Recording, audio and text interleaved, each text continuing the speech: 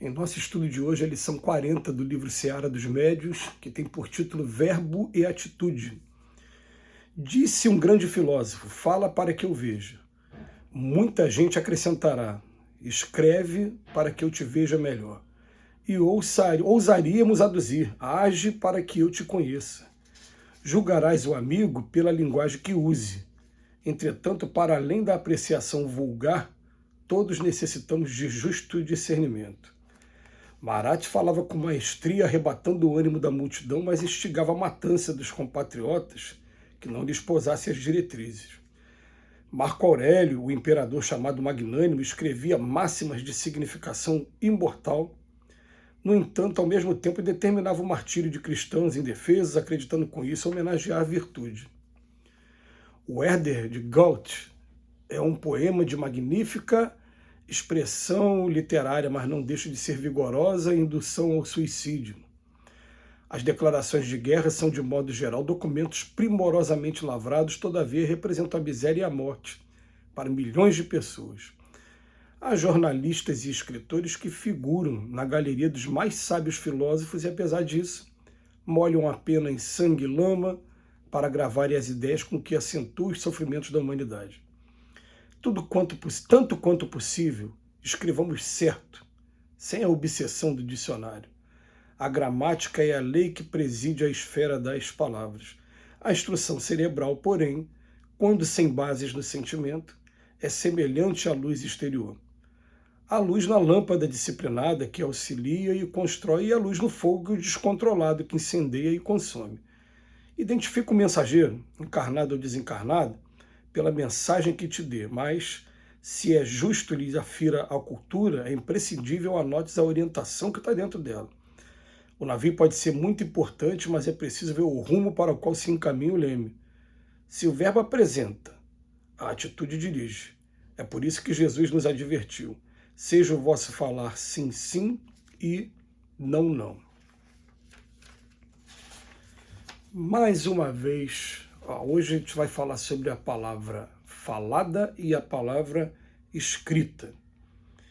E o Emmanuel vem chamar a atenção que para a gente aqui que mora no Brasil, a gente fala a língua portuguesa, que é uma das línguas derivadas do latim, uma língua riquíssima, uma língua que vai exigir um estudo mínimo aí de concordância nominal, de concordância verbal, de conjugação adequada dos verbos, para que a gente use a linguagem de maneira mais correta possível.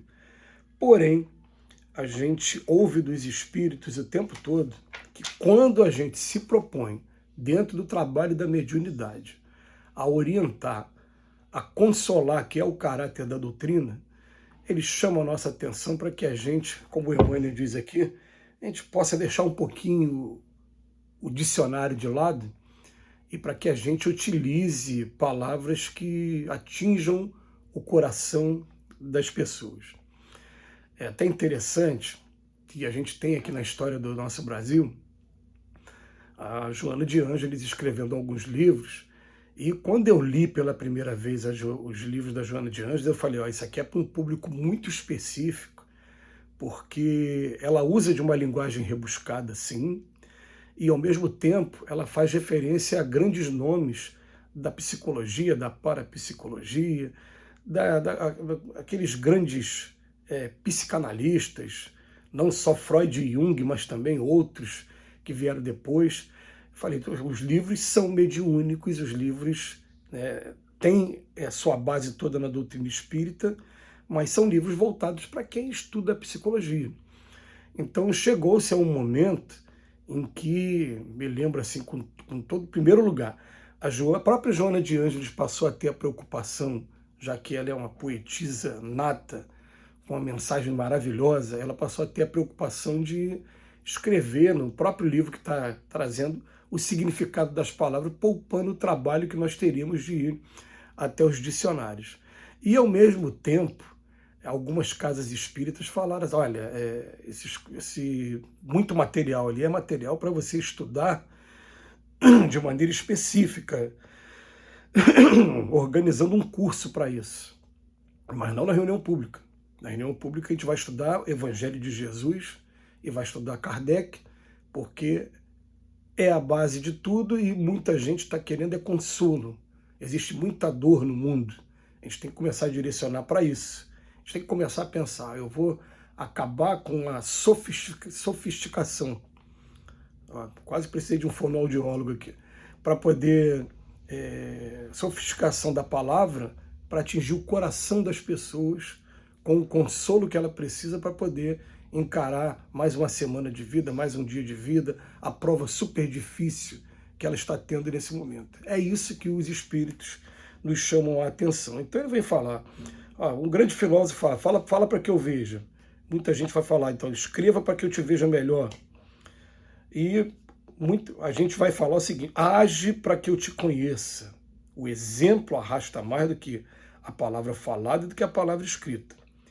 Mas a gente vai julgar muitas vezes o amigo pela linguagem que usa, e Emmanuel vem trazer alguns exemplos que, com toda sinceridade, eu não conheço Marat, não faz parte da nossa cultura aqui, eu não conheço Marat, não conheço Marco Aurélio, o imperador, mas pela referência que o Emmanuel deixou para a gente tem esse Werder, né, Werder de Goethe, um nome que tem tudo para ser alemão também.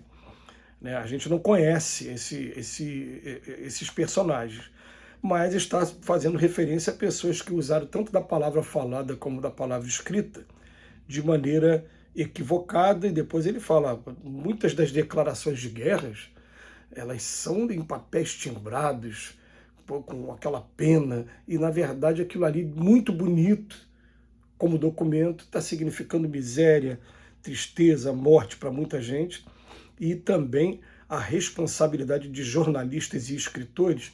E muito obrigado à espiritualidade amiga por vir pela intuição aqui. Postagens de redes sociais hoje. Todos somos um pouco jornalistas e escritores, pelo menos, se não para produzir, criar, a gente está divulgando, compartilhando, postando, passando para frente. Todos temos responsabilidade. Então, quando o Emmanuel fala aqui sobre a importância da ação e do cuidado que a gente deve ter com as mensagens também, eu prefiro hoje receber uma mensagem com 10 erros de português, mas que esteja falando ao meu coração e que esteja vindo de uma pessoa bem intencionada, do que aquela que esteja escrita super correta e até rebuscando palavras, mas encaminhando a gente para caminhos tenebrosos, contrários ao Evangelho de Jesus. Então isso tem que ser pacífico entre a gente, deve ser sim uma preocupação de cada um daqueles que se propõem, a partir de agora, a levar, através até mesmo das poesias, das músicas, né? De que adianta você pegar uma palavra super rebuscada que está instigando a pessoa a se vingar, instigando a pessoa sob o falso pretexto de defender os seus direitos, atacar os outros e ferir o tempo todo a regra áurea que é amar o próximo como a si mesmo. Não vai ter a menor intenção. Então ele vem falar aqui para a gente, né? Tanto quanto possível escrevamos certo sem a obsessão do dicionário, porque a gramática é a lei que preside a esfera das palavras, mas a instrução cerebral, ela precisa do sentimento. Porque quando não tem sentimento é como se fosse luz exterior. E ele chama atenção ele de maneira linda, poética. Emmanuel é um super poeta. Há luz na lâmpada disciplinada, mas também há luz no fogo descontrolado. Vamos identificar sempre qual é o teor da mensagem. Hoje isso a gente consegue fazer muito até com os vídeos que postam pra gente. A gente recebe um vídeo e a gente vê logo no início, não, essa mensagem não é legal. E tem gente que até utilizando a sua inteligência faz um vídeo de 5 minutos com muita coisa bela para chegar no final demonstrar qual era a intenção, e a intenção não é edificante. Tem muito isso. A inteligência humana, a inteligência sem a moralidade ainda. Mas nós que somos espíritas, vamos começar a pensar assim. Foi Jesus que nos advertiu. Seja o vosso falar sim, sim e não, não. Tenhamos a disciplina das palavras e a preocupação com direcionamento para o sentimento. Que Jesus nos abençoe hoje e sempre.